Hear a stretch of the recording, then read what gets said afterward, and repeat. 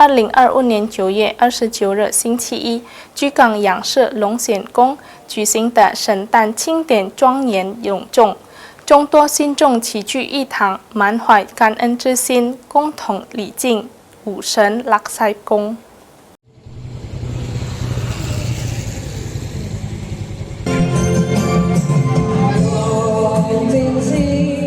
在2025年9月29日早晨，lak西公圣诞庆典正式在龙显宫举行。本次庆典恰逢农历8月初8。庙宇负责人阿威表示，今年的庆典依旧依循传统，从早到晚进行一系列祭祀仪式。高潮环节则是信众们的共参与文娱活动。lak西公被尊为武神，在龙显宫中第3位有固定庆典日期的神祇。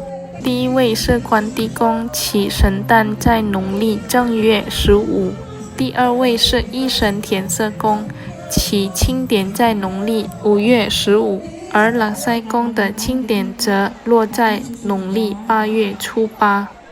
庆典流程从上午7点至9点举行第1场仪式，随后在11点半至下午1点继续进行，中途休息30分钟，接着从下午1点半至4点进行诵经与祈福，最后的环节是大家齐聚一堂，共进餐食。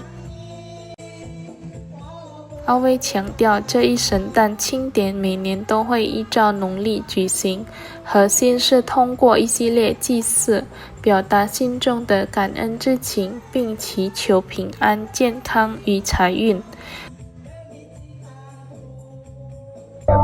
Jam 7 selesai sampai jam 9. Dan lanjut lagi sembahyangnya jam 11:30 sampai jam 1. Jam 2 mulai lagi sampai 3:30. Sekelar baru acara makan-makan. Kalau ini cuma selingan. Boleh ada, boleh enggak. Boleh juga wayang orang. 为了让来访的信众更加喜悦，今年还准备了简朴的音乐表演作为助兴。Muhammad Aidil, PAL TV。